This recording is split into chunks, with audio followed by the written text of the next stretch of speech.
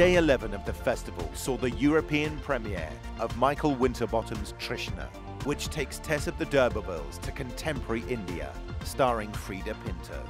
लगन लागी रे तो से प्यार बलम केसरी तो से प्यार लगन लागी रे तो से लागी रे. I was working in India 8 and 9 years ago, and I was in Rajasthan, and it just seems to me that a lot of the things that Hardy's writing about in Tess and other novels, the sort of the rural community that's changing through modernisation, urbanisation, better education, better transport, all those things were happening in an incredibly extreme and dynamic way in India. So it seemed, like if you make a period film, sometimes it's hard to kind of capture a sense of a society which is kind of changing quite radically, because everything looks very nostalgic. So by setting it in India and a really dynamic place like that, and a place that is undergoing a lot of very radical shifts, it seemed like it might be an interesting thing to do. When I saw the treatment, I just realised, and I don't know why I didn't realise that before, but the 18th century novel has a lot of common links to India already.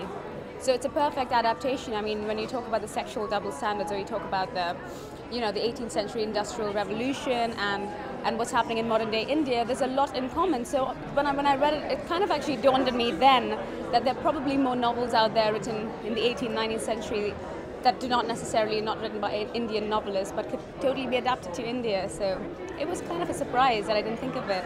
The main heart of the film is a love story. It's a relationship between Jay and Trishna, played by Riz Ahmed and Frida Pinto. And it just seemed to me that that was not about what they said to each other, it was about how they felt and how they behaved to each other, and that it would be better to let them kind of find the detail of how those kind of nuances could work.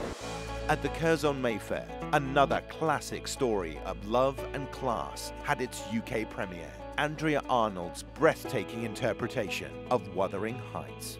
Andrea she's got a real belief that nothing comes in her way, so she goes and she works through obstacles, and I think it shows, and she wants everything to be true to life. So for example, when it was muddy and raining, she was saying, don't be bothered about your dress. If you've got to pull it up when you get off the horse, then do that.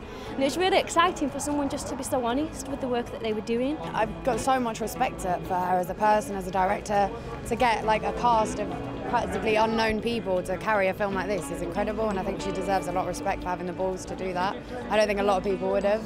And she's just amazing the way she works, everything. It's been like the best experience. It's been a huge learning experience, and I genuinely really think the film's come out great. I think it's really cool.